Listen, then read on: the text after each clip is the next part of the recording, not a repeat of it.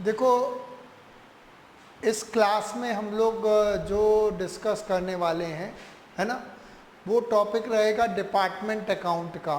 Department account जिसको हिंदी में क्या कहा जाता है, विभागीय लेखे कहा जाता है, विभागीय लेखे। ठीक है ना। पहली बात तो ये डिपार्टमेंट तुम लोग जान रहे हो कि किसी भी फैक्ट्री में एक से अधिक डिपार्टमेंट होते हैं। डिपार्टमेंट्स में, अलग अलग डिपार्टमेंट्स में या अलग अलग विभागों में किसी भी फैक्ट्री को या किसी भी ऑर्गेनाइजेशंस को बांटने की ज़रूरत क्यों है, पहला क्वेश्चन तो ये उठता है ना। देखो, उसका मेन कारण होता है कि अगर आपको किसी ऑर्गेनाइजेशन में प्रॉपर कंट्रोल रखना है तो प्रॉपर कंट्रोल रखने के उद्देश्य से अपन क्या करते हैं, उस ऑर्गेनाइजेशन को अलग अलग डिपार्टमेंट में बांट देते हैं, है ना। ठीक, जब डिपार्टमेंट का साइज, जब ऑर्गेनाइजेशन का साइज या फैक्ट्री का साइज जब बड़ा होता है तब अपन उसके वर्क्स को अलग अलग डिपार्टमेंट्स में जो है वो बांट दिया जाता है, जिससे हर डिपार्टमेंट पे जो हेड मैनेजर होगा या जनरल मैनेजर होगा वो अलग अलग डिपार्टमेंट्स पर क्या कर सकता है, अलग अलग निगरानी रख सकता है, अलग अलग डिपार्टमेंट के अलग अलग मैनेजर नियुक्त कर सकता है, अपॉइंट कर सकता है। और यदि कोई डिपार्टमेंट लॉस में जा रहा है तो उस कंडीशन में वहाँ पे क्या कारण है कि वो लॉस में जा रहा है, अगर उसका रीज़न पता चलेगा तो अपन उस रीज़न को डिटेक्ट करने के बाद, खोजने के बाद में और उसको सही करने का प्रयास कर पाएंगे। जो जनरल मैनेजर होगा वो उस डिपार्टमेंट पे स्पेशली ध्यान देगा जो लॉस पे जा रहा है और उसको भी प्रॉफिट पे ले आएंगे, तो ओवरऑल प्रॉफिट जो है वो अपना बढ़ेगा, है ना। ये सब मुख्य उद्देश्य होते हैं किसी भी ऑर्गेनाइजेशन को अलग अलग डिपार्टमेंट में बांटने के, है ना। ठीक, एग्जाम्पल के लिए कोई भी फैक्ट्री है, उसमें परचेज डिपार्टमेंट अलग होता है, सेल्स डिपार्टमेंट अलग होता है, या इसके अलावा तुम्हारा प्रोडक्शन डिपार्टमेंट अलग होता है ना। ठीक, या अपन अपने यहाँ का एक मॉल कल्चर आ गया है आजकल, तो मॉल में अलग अलग डिपार्टमेंट होते हैं, बिग बाज़ार अलग है, सिनेमा अलग है, थिएटर या सिनेमा जिसको कहेंगे आप लोग, या इसके अलावा कपड़े का डिपार्टमेंट, क्लॉथ डिपार्टमेंट अलग है ना। मेन रीज़न क्या है, कोई डिपार्टमेंट अगर लॉस में जा रहा है उस कंडीशन में उसको क्यों लॉस में जा रहा है, और बाद में उसको भी अपन रीज़न को मालूम करने के बाद में, कारणों का पता लगाने के बाद में उसको प्रॉफिट में लाने का प्रयास किया जा सकता है। ठीक है ना। देखो, डिपार्टमेंट अकाउंट में अकाउंटिंग पॉइंट ऑफ व्यू से अगर अपन बात करें तो पहली बात तो ये है कि डिपार्टमेंट अकाउंट जो हैं हमेशा कॉलमनर फॉर्म में बनाए जाते हैं। कॉलमनर फॉर्म में बनाए जाते हैं कहने का मतलब है, जैसे तीन डिपार्टमेंट है, ए बी सी, तीन डिपार्टमेंट है, तो तीनों डिपार्टमेंट्स के लिए अलग अलग अकाउंट बनाने की बजाय अपन एक ही जगह पर उनको कॉलमनर फॉर्म में बनाते हैं। कैसे बनाते हैं ये मैं बताऊंगा अभी साथ में। दूसरी बात, डिपार्टमेंट अकाउंट में भी अपन अलग अलग डिपार्टमेंट का प्रॉफिट या लॉस निकालना चाहेगी। कोई भी ऑर्गेनाइजेशन होगा वो प्रॉफिट या लॉस अलग अलग डिपार्टमेंट के द्वारा जो गेन किया जा रहा है या लॉस में जा रहा है उस बात को निकालने के लिए वही ट्रेडिंग अकाउंट और प्रॉफिट एंड लॉस अकाउंट बनाया जाता है। ट्रेडिंग अकाउंट और प्रॉफिट एंड लॉस अकाउंट का फॉर्मेट आप लोग ऑलरेडी जानते हो, है ना। Debit side opening stock, purchases और डायरेक्ट एक्सपेंसेस अगर क्वेश्चन में दिए हुए हैं। क्रेडिट साइड सेल्स आएगा और क्लोजिंग स्टॉक आएगा। फिर जो डिफरेंस आएगा, मतलब क्रेडिट में से डेबिट घटाएंगे तो ग्रॉस प्रॉफिट आएगा या ग्रॉस लॉस आएगा। बाद में इस ग्रॉस प्रॉफिट या ग्रॉस लॉस को कहाँ ट्रांसफ़र किया जाएगा, प्रॉफिट एंड लॉस अकाउंट में ट्रांसफ़र किया जाएगा। और उसके बाद में फिर जितने भी इनडायरेक्ट एक्सपेंसेस हैं, रेंट, इलेक्ट्रिसिटी, टेलीफोन, इंश्योरेंस, ये पूरे के पूरे इनडायरेक्ट एक्सपेंसेस जो हैं उसके बाद में लिखे जाएंगे डेबिट साइड में, और फाइनली क्या आएगा, नेट प्रॉफिट आएगा। समझ में आ गई ना बात। ठीक, तो डिपार्टमेंट अकाउंट में अपन इस प्रकार से जो है वो प्रॉफिट को बांटेंगे। ठीक है ना। डिपार्टमेंट अकाउंट में क्वेश्चन जब अपन सॉल्व करेंगे तो वहाँ पे क्वेश्चन में तुमको अलग अलग डिपार्टमेंट से रिलेटेड इंफॉर्मेशंस दी रहेंगी, जैसे ओपनिंग स्टॉक कितना है, या परचेजेस कितनी है, या सेल्स कितना है, या क्लोजिंग स्टॉक कितना है। ये अलग अलग डिपार्टमेंट से तुमको इंफॉर्मेशन दी रहती है। सपोज दैट ABC 3 डिपार्टमेंट है, तो तीनों डिपार्टमेंट से अलग अलग जो दिया हुआ है इंफॉर्मेशन उसको अपन लिख सकते हैं, डेबिट साइड या credit side, opening stock, purchase, sales या क्लोजिंग स्टॉक। प्रॉब्लम जाती है ज्वाइंट एक्सपेंसेस को बांटने में। ज्वाइंट एक्सपेंसेस माने हिंदी में क्या कहा जाएगा, संयुक्त व्यय।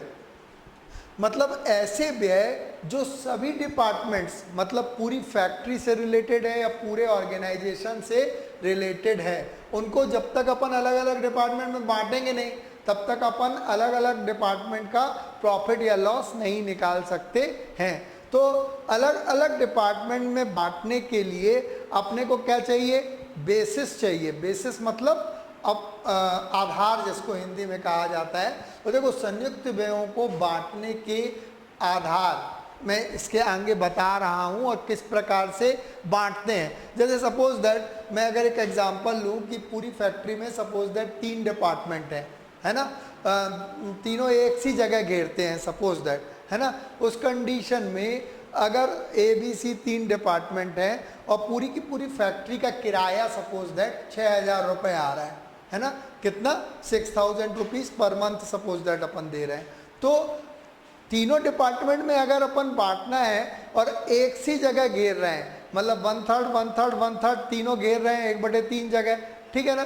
तो 6,000 का 1/3 कितना हुआ, 2,000, है ना। तो 2,000 रुपीज़, 2,000 रुपये हर डिपार्टमेंट में किराए के अपन बांटेंगे। तो इस प्रकार से अपने को बेसिस चाहिए या आधार चाहिए, जिन आधारों के आधार पर अपन क्या करेंगे, डिपार्टमेंट के ज्वाइंट एक्सपेंसेस को बांटेंगे, है ना। तो ये मैंने लिखे हुए हैं, ज्वाइंट एक्सपेंसेस मतलब संयुक्त व्यय और उनको बांटने के बेसिस, है ना, ठीक। जैसे रेंट है, रेट्स है, टैक्सेस है, रिपेयर्स ऑफ बिल्डिंग, है ना। मतलब इसको हिंदी में बोलेंगे किराया, कर, दरें एवं बिल्डिंग की रिपेयर मतलब मरम्मत। इन सबको किस आधार पर बांटेंगे, फ्लोर स्पेस। फ्लोर स्पेस मतलब कि क्या कहेंगे, जो घेरी गई जगह है उसके अनुपात में बांटेंगे। तीनों डिपार्टमेंट की है, जितने डिपार्टमेंट क्वेश्चन में दिए हैं सबका फ्लोर स्पेस अपने को क्वेश्चन में दिया है, अपन ने एक रेशियो निकाला और उस रेशियो के आधार पर बांट दिया। समझ में आ रही ना बात। तो ये चीज़ें जो है सेल्स से related expenses, sales expenses, advertisement, bad debts या डिस्काउंट अलाउ, है ना, इसको किस आधार पर बांटेंगे, नेट सेल्स के आधार पर, ठीक है ना। अगर सेल्स रिटर्न क्वेश्चन में नहीं दिया है तो सेल्स के आधार पर बांट सकते हैं, ठीक। इलेक्ट्रिसिटी चार्जेस, बिजली व्यय, है ना, इसको नंबर ऑफ इलेक्ट्रिक पॉइंट, ठीक। इंश्योरेंस ऑफ गुड्स, इंश्योरेंस मतलब माल का बीमा, है ना, तो इसको किस आधार पर बांटेंगे, जो वैल्यू ऑफ स्टॉक है, स्टॉक के आधार पर ही बांटोगे ना, क्योंकि स्टॉक का ही आप बीमा करवाओगे, इंश्योरेंस करवाओगे। इंश्योरेंस ऑफ एसेट क्वेश्चन में दिया हुआ रहेगा, ठीक। तो एसेट्स की वैल्यू के आधार पर अपन उसको क्या करेंगे, बांटेंगे, ठीक। पावर, देखो पावर अलग चीज़ होती है। अगर किसी डिपार्टमेंट में, किसी फैक्ट्री में, अलग अलग डिपार्टमेंट में जो मशीनें लगी हुई होती हैं, तो मशीनें जो हैं वो पावर से चलती हैं, उसको अपन हॉर्स पावर ऑफ मशीन, क्या HP ऑफ मशीन मैंने लिखा है, मतलब मशीन की हॉर्स पावर, ठीक है ना।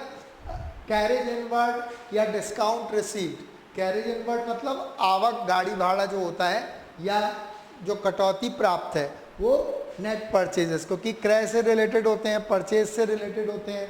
डेप्रिसिएशन ऑन एसेट्स, संपत्तियों पर जो ह्रास होता है, मूल्य ह्रास होता है, उसको किस आधार पर बांटेंगे, एसेट्स की वैल्यू के आधार पर, संपत्तियों की वैल्यू के आधार पर, वो क्वेश्चन में तुमको दी हुई रहेंगी, ठीक। सुपरविजन एक्सपेंसेस है या एम्प्लॉई वेलफेयर एक्सपेंसेस है, ये नंबर ऑफ एम्प्लॉइज़ के आधार पर कि अलग अलग डिपार्टमेंट में इतने इतने एम्प्लॉइज़ हैं और टोटल सुपरविजन एक्सपेंसेस अगर दिया है तो वो जो रेशियो आएगा एम्प्लॉइज़ का, नंबर ऑफ एम्प्लॉइज़ का, उस रेशियो में अपन बांट सकते हैं, ठीक है ना।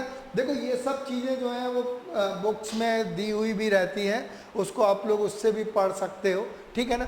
ये क्लास में हम लोगों ने क्या डिस्कस किया कि basis of apportionment of joint expenses, मतलब संयुक्त व्ययों को बांटने के आधार क्या हैं। थ्योरी में एक बार क्वेश्चन कई बार आता है कि what is department account and what are the basis of apportionment of joint expenses into various department, मतलब विभागीय खाते क्या हैं, विभागीय खातों में विभागीय व्ययों को या संयुक्त व्ययों को बंटवारे के आधारों को स्पष्ट कीजिए, ठीक है ना। ऐसा आ जाता है कई बार क्वेश्चन, उसका आंसर बेसिकली अपने को ये टेबल ही लिखनी होती है, साथ में इसको आप लोग जो है थोड़ा सा जूम करके देख भी लीजिएगा, जिससे आप लोगों को समझ में आ जाएगा, ठीक है ना। अब हम डिपार्टमेंट अकाउंट का एक क्वेश्चन लेंगे और उसको सॉल्व करेंगे, ठीक है ना। तो डिपार्टमेंट अकाउंट किस प्रकार से बनाया जाता है ये भी उस क्वेश्चन में आपको समझ में आ जाएगा, ठीक है। डिपार्टमेंट अकाउंट का एक क्वेश्चन लेंगे, है ना, ठीक। उसमें लगभग डिपार्टमेंट अकाउंट से रिलेटेड पूरी इंफॉर्मेशंस हैं, एग्जाम के पॉइंट ऑफ व्यू से भी इम्पोर्टेंट क्वेश्चन है, जरा सा ध्यान से देखिएगा, ठीक। एक डिपार्टमेंट स्टोर के दो डिपार्टमेंट है, डिपार्टमेंट जे और डिपार्टमेंट के, ठीक है ना। रेट्स ऑफ ग्रॉस प्रॉफिट मतलब सकल लाभ की दरें दी हुई है बिक्री पर, सेल्स पर ग्रॉस प्रॉफिट की रेट्स दी हुई है। डिपार्टमेंट एक्स और वाई की जगह यहाँ डिपार्टमेंट जे और के ही है, चाहे 40% और 30%, ठीक है ना। डिपार्टमेंट जे में 40% और डिपार्टमेंट के में 30%। अदर इंफॉर्मेशन दी हुई है डिपार्टमेंट जे और डिपार्टमेंट के से रिलेटेड, ओपनिंग स्टॉक दिया हुआ है, परचेजेस दी हुई है, सेल्स दी हुई है और इनडायरेक्ट एक्सपेंसेस दिए हुए हैं। समझ में आ गई ना बात। इनको तो मालूम है, अपने को केवल फीड करना है क्वेश्चन में ट्रेडिंग अकाउंट और प्रॉफिट एंड लॉस अकाउंट में, ठीक है ना। ये वाली लाइन में तुम लोगों को पूरा का पूरा अभी समझाऊंगा, पहले इसका आंसर एक्सप्लेन कर दूं, उसके बाद में मैं समझा दूंगा अभी, ठीक है ना। तो देखो सॉल्व मैंने यहाँ पे बनाया हुआ है, तो इसमें departmental trading and profit and loss account, और बार बार मैं बोलता हूँ एक चीज़ तुम लोगों को कि बाकी की चीज़ें आप क्वेश्चन देख के जो है उसको लिख लीजिए।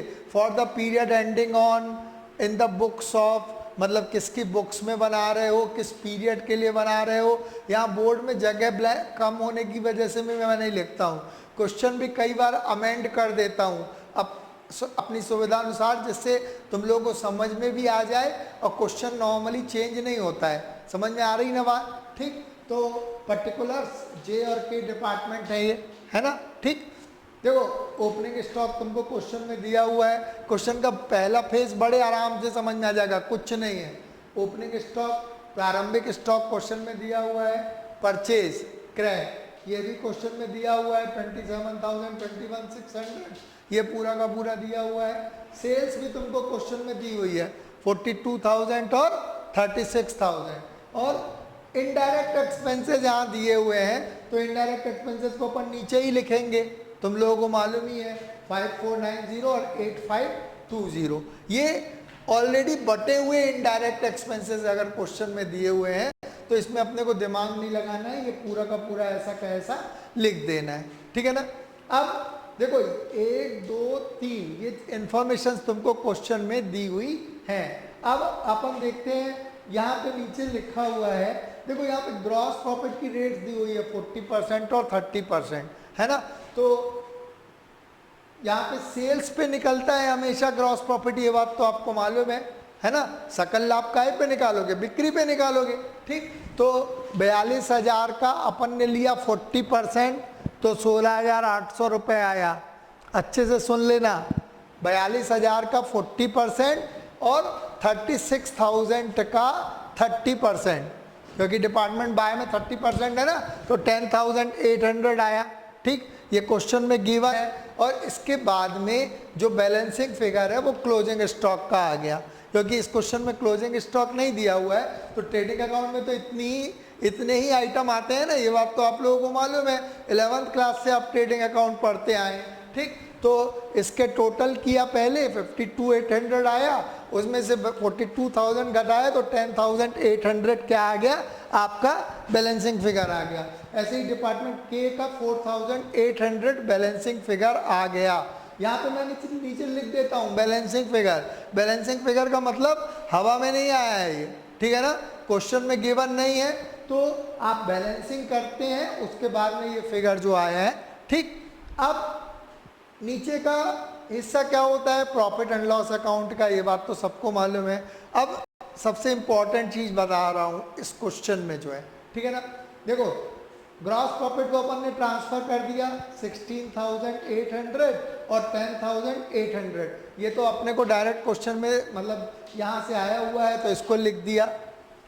इनडायरेक्ट एक्सपेंसेस मैंने बताया ना 5490 और 8520, ये तो क्वेश्चन में गिवन है।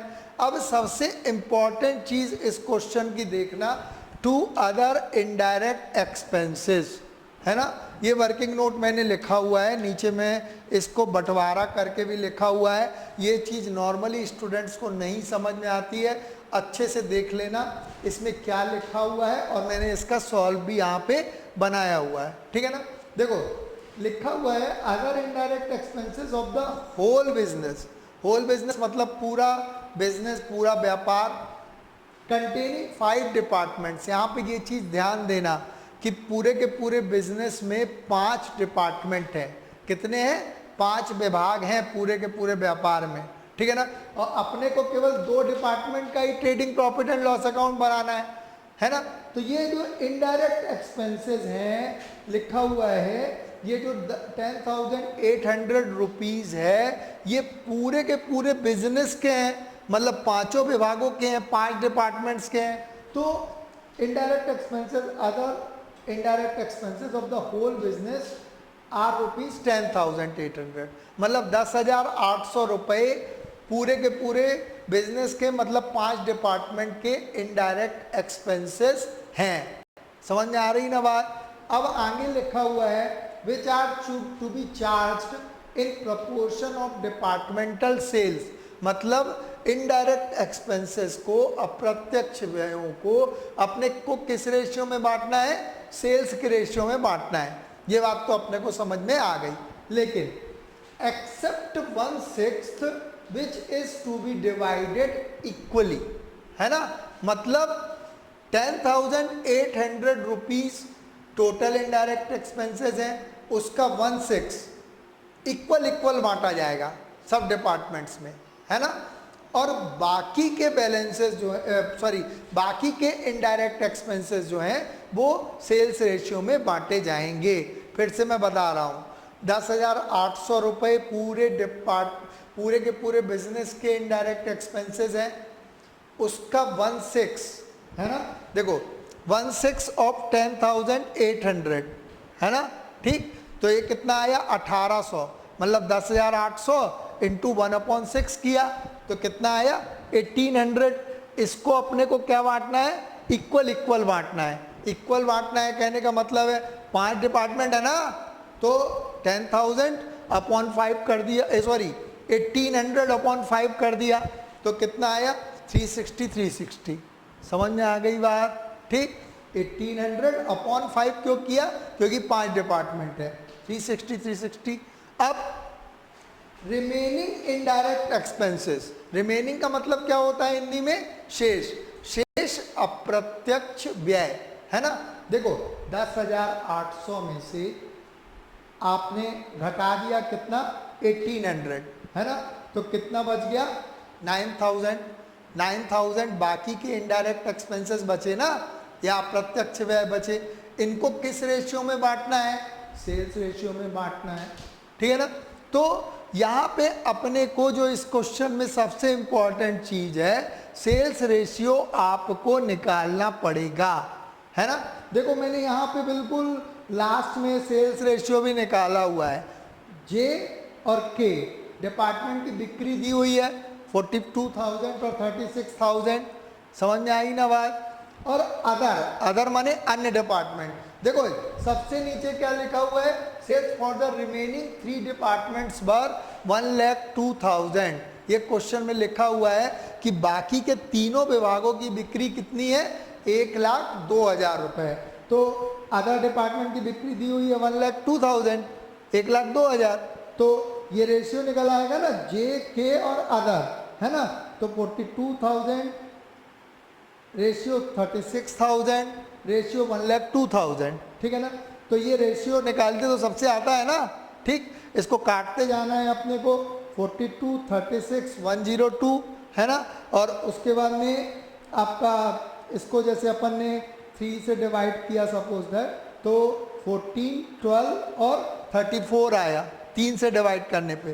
फिर 2 से एक बार और डिवाइड कर दिया तो फाइनल रेशियो कितना आ गया, 7:6:17, है ना। 7:6:17 ये है फाइनल रेशियो, ठीक है ना। तो जो 9,000 रुपये को अपने को बांटना है 7:6:17 के रेशियो में बांटना है। अब कैसे बांटते हैं ये कम से कम तुम लोग कॉलेज लेवल पे पढ़ रहे हो, तुमको मालूम होना चाहिए, है ना, ठीक। कैसे बांटेंगे, 9,000 × 7/30। 30 क्या आएगा, इनका टोटल आएगा ना, 7 और 6 15, सॉरी 7 और 6 हो गया 13, 13 और 17 30 हो गया ना, ठीक। तो 9,000/30 × 7 तो 2100 आएगा, और 9,000/30 × 6 1800 आएगा, है ना। 9,000/30 × 17 करने की जरूरत नहीं है, क्यों, क्योंकि अदर डिपार्टमेंट का अपन को trading profit and loss account थोड़े ना बनाना है, केवल जे और के को का बनाना है, तो जे और के खर्चों को बांटना है। समझ में आ गई ना बात, ठीक। तो ये सबसे इंपॉर्टेंट है। इसके बाद इसका टोटल कर दिया 2460 और 2160, ठीक। तो इसका टोटल आ गया, इसको अपन ने 2 अदर इनडायरेक्ट एक्सपेंसेस के नाम से लिख दिया है, और इसके बाद फाइनली नेट प्रॉफिट आ जाएगा। आपको मालूम है कैसे, 16,800 में से इन दोनों को घटाया तो नेट प्रॉफिट आ गया 8850, 8,850, और 10,800 में से इन दोनों को घटा दिया तो 120, 120 रुपये नेट प्रॉफिट आ गया, ठीक है ना। इस प्रकार से ये departmental trading and profit and loss account अपना पूरा जो है वो कंप्लीट होता है। इस चैप्टर में देखो, अकाउंट्स के चैप्टर ऐसे हैं जिनमें क्वेश्चंस बहुत बड़े बड़े होते हैं, है ना। तो थोड़ा सा ध्यान रखे, और कई बार वीडियो में ऐसा भी होगा कि एक बार में तुमको हो सकता है चीज़ ना समझ में आए, तो 2 बार वीडियो पढ़ लो भैया, है ना।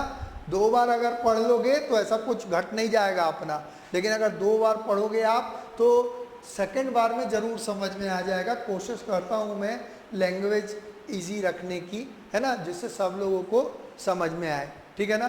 तो ये होप है कि तुम लोगों को डिपार्टमेंट अकाउंट्स भी आपको बेसिक और साथ में क्वेश्चन के साथ समझ में आया होगा। साथ में बाकी के क्वेश्चन जो बुक में दिए हुए हैं उनको तुम लोग सॉल्व कर सकते हो, ठीक।